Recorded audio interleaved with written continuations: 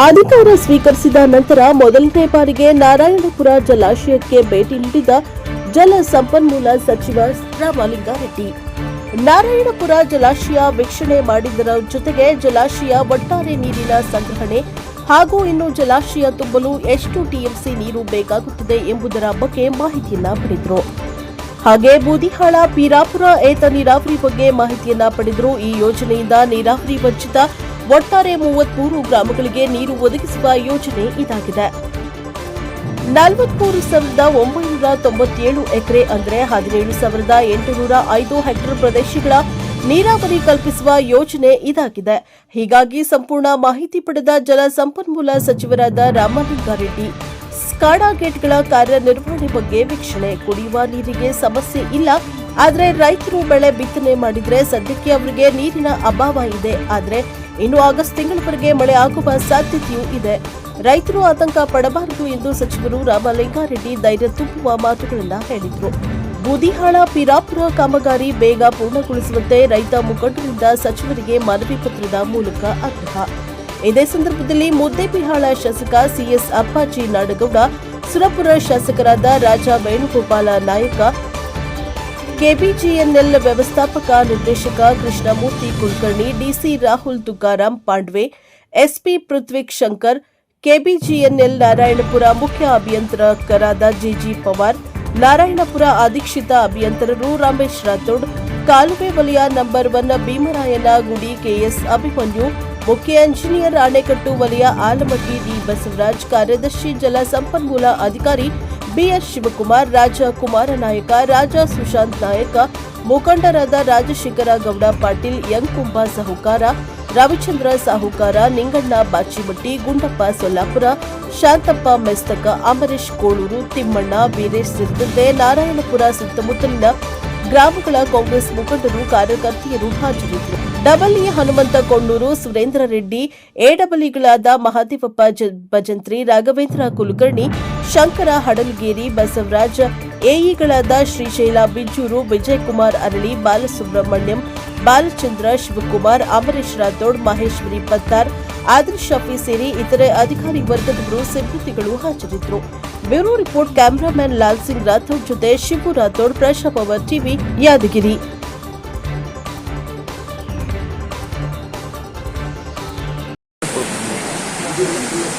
Border ಇದಿಲ್ಲ, border return ನಾನು front page border ಇದಿಲ್ಲ, ಅಕ್ಷರ KM ಅಂತ ಐತಲ್ಲ ಕಿಲೋಮೀಟರ್ ಅದು ಕಟ್ ಆಗ್ತದೆ. Yes, sir, that is upstream. There is water stored in the dam. So what is happening? There are stop logs over there to reduce the velocity of the water which is coming out. So वो stop करके energy को distribute करके it is sending. So because of that you are feeling that pressure. Else the whole thing will collapse because of the velocity.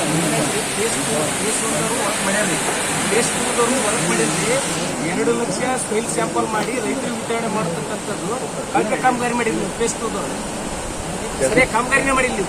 काम अच्छे नहीं किए face 2 वाले काम अच्छे नहीं किए बोल ಫೇಸ್ 1 ದವ್ರು ಮಾಡ್ಯಾರ್ರಿ. ಅದನ್ನೇ ಹೇಳಕತ್ತೀನಿ ನಾನು.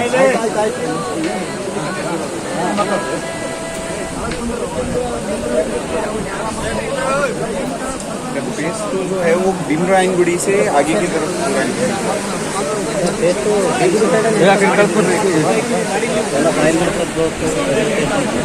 the gate will operate.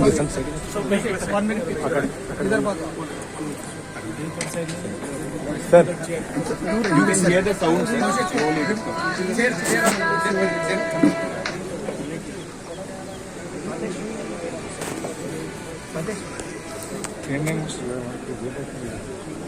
And this is NLBC project, sir. In the same way, NRBC has also been implemented. It is in the completion stage. In coming few days, it will be operated completely. You can see the water coming out. The spillway is open. Upstream, sir, downstream. Slowly motor gate open again. ಅದೇ store ಇದೆ ಡ್ಯಾಮ್ನಲ್ಲಿ store ಇದೆ. So ಅದು slowly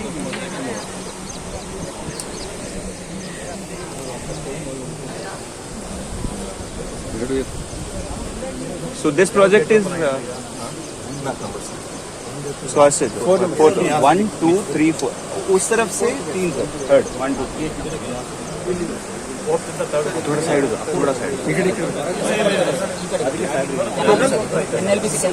वो बंद करो एक बार वो screen हटाओ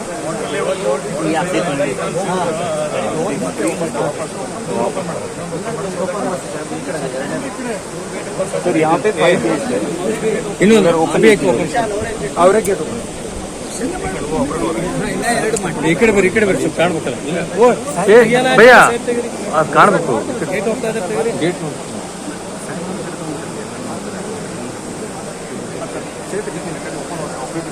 So this canal goes up to 72 kilometers, sir, on the main canal. A total of 3,000 kilometers is covered here. Similarly, NRBC is there. That is for around 1,14,000 hectares, and that is going to get completed, sir. Whenever your good self is. ನೀರು ಅಮೂಲ್ಯವಾದ ಸಂಪನ್ಮೂಲವಾಗಿದೆ ಮತ್ತು ಕೃಷಿಗೆ ನೀರಾವರಿ ಅತ್ಯಗತ್ಯ. ನೀರಾವರಿ ವಂಚಿತ ಕಾಲುವೆ ಕೊನೆ ಭಾಗದ ಪ್ರದೇಶಕ್ಕೆ ನೀರಾವರಿ ಸೌಲಭ್ಯ ಕಲ್ಪಿಸುವ ಸಂಬಂಧ ನೀರಿನ ಪೋಲಾಗುವಿಕೆಯನ್ನು ತಡೆಯಲು ಮತ್ತು ನೀರಿನ ಬಳಕೆಯ ದಕ್ಷತೆಯನ್ನು ಹೆಚ್ಚಿಸಲು ಆಧುನಿಕ ತಂತ್ರಜ್ಞಾನದ ಅವಶ್ಯಕತೆ ಇದೆ. ನಾರಾಯಣಪುರ ಜಲಾಶಯದ ನಾರಾಯಣಪುರ ಎಡದಂಡೆ ಕಾಲುವೆಯಲ್ಲಿ ಸ್ಮಾರ್ಟ್ ಡಿಜಿಟಲ್ ಆಧಾರಿತ ನೀರಾವರಿ ನಿರ್ವಹಣೆ ವ್ಯವಸ್ಥೆ ಮತ್ತು ಯಾಂತ್ರೀಕೃತ ಗೇಟುಗಳ GIS ಆಧಾರಿತ ಸ್ಕಾಡಾ ಯೋಜನೆಯನ್ನು ಪ್ರಾರಂಭಿಸಿತು.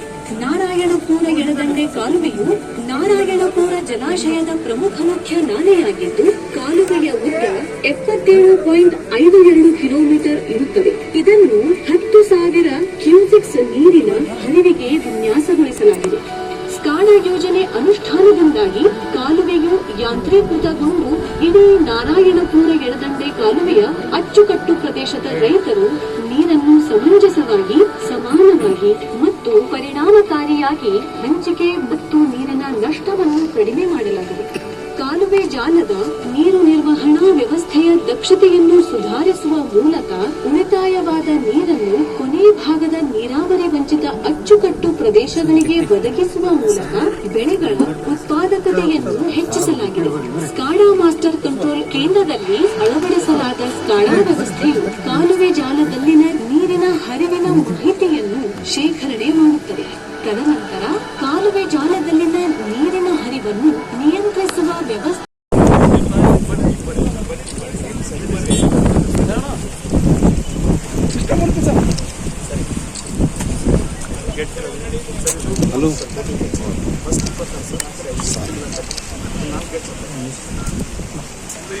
ಮೊದಲು ಹೆಂಗಿತ್ತು ನದಿ ಇದು ಕೋರ್ಸ್ ಆಗಿತ್ತು ಕೋರ್ಸ್ ಆಗಿತ್ತು ಆಧಾರವಾಗಿ ಅರ್ಧ ಡ್ಯಾಮ್ ಒಂದು ಕಡೆ ಬ್ಲಾಕ್ ಮಾಡಿ ಇನ್ನೊಂದು ಕಡೆ ಏನಿದೆ ಅದನ್ನು ಭಾಳ